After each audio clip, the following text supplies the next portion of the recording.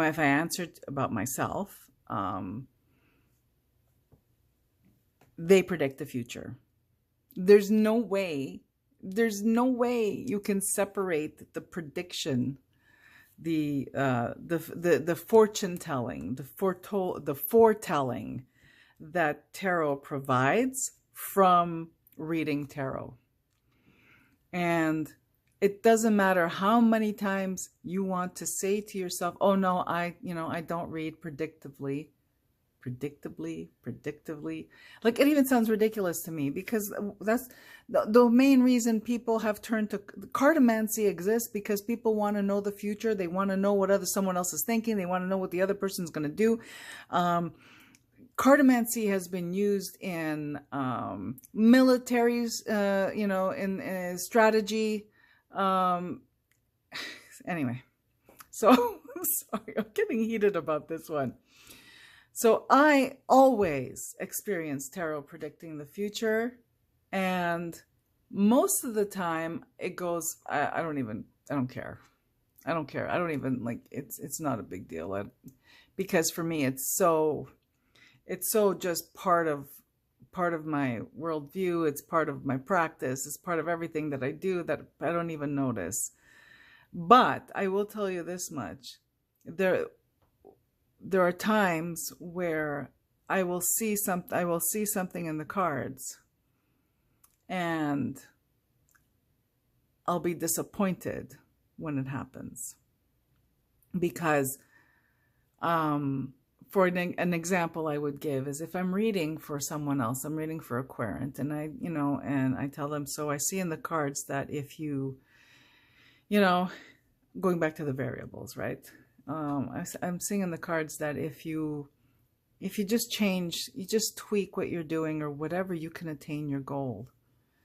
And if you do absolutely nothing, your goal will continue to evade you. I find it really disappointing when I hear that the person decided to do nothing, and they're thrilled that it's exactly what I predicted. Yeah, it was in the cards, right? And I'm just disappointed that they didn't take the chance on the other variables. So that's when I'm disappointed. I'm disappointed when the cards predict something that could be avoided, that could have been mitigated by making a different decision, and whoever could have made that decision decided not to. I'm also just, again, because I'm old school, if I read about someone's intentions, and or if like in my daily, oh yeah, there we go. And here's another example. Not daily draw, the weekly draw. If the weekly draw gives me a warning about something, I heed the warning, and I just, keep my wits about me, and, keep my eyes open. And it happens that, that person wasn't who they said they were, or, they chose to be an ass, and the card warned me that they were going to be an ass. That disappoints me.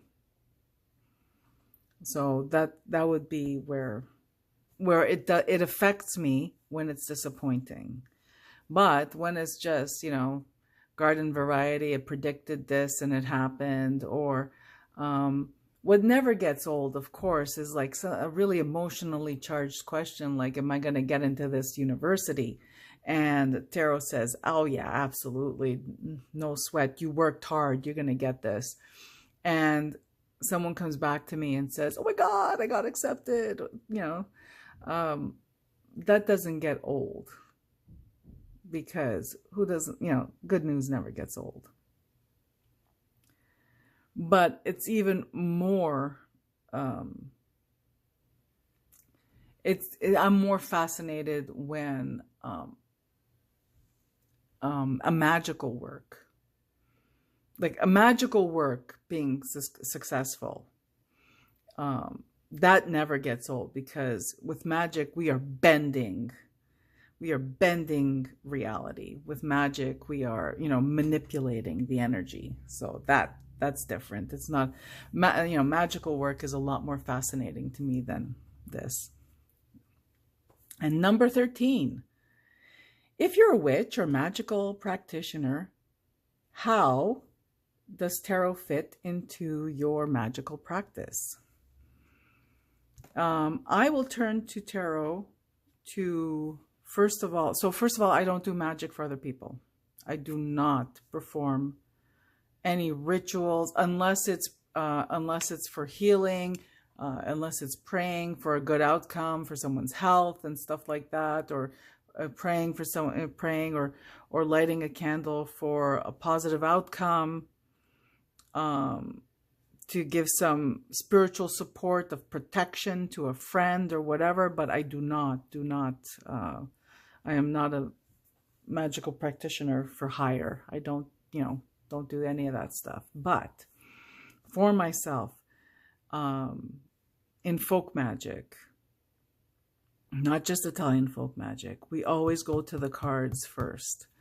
Before doing any magical work, we do a reading to see the situation clearly, first of all, because we're human beings, right? It's like, well, we were reactive, and you know what I mean, as we're emotional and whatever. So first, try to see it objectively, to see if magic is required, and to explore what kind of magic will be helpful in this case. And I will also go as far as which element needs to dominate this magical working. Which element dominates this magical working?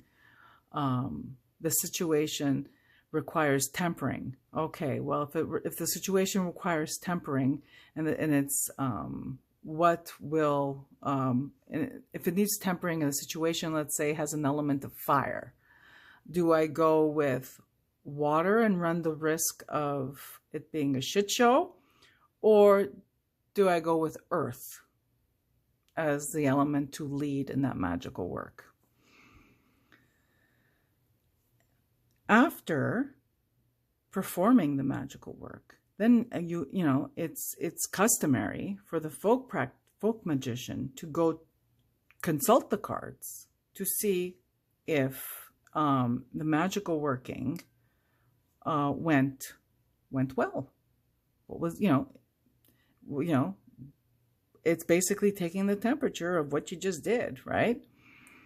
And then later on, if it's a magical working that's going to take time for it to work, to do its thing, then it's very typical. It's good practice, not typical, but it's a good practice for a folk magic practitioner to consult the cards every now and then, just to see if you're still on track with that magical working.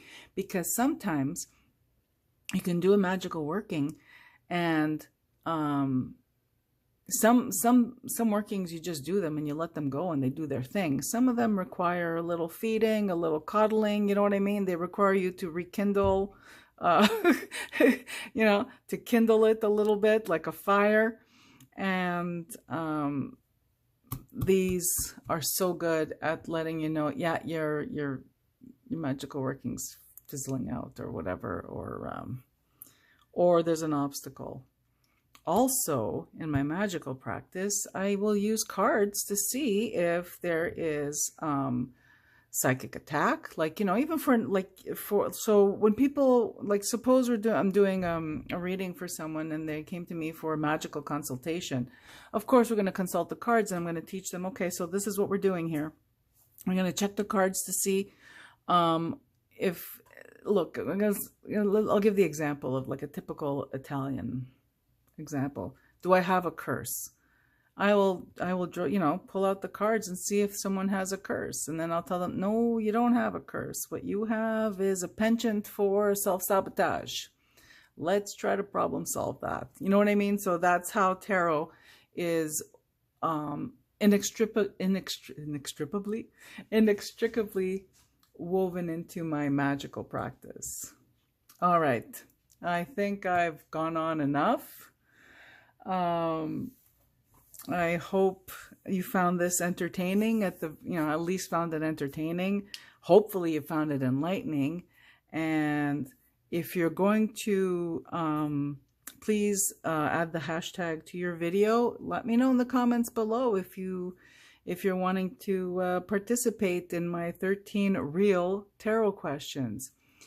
Until next time, wherever you are in the world, I'm wishing you a beautiful day. Bye-bye.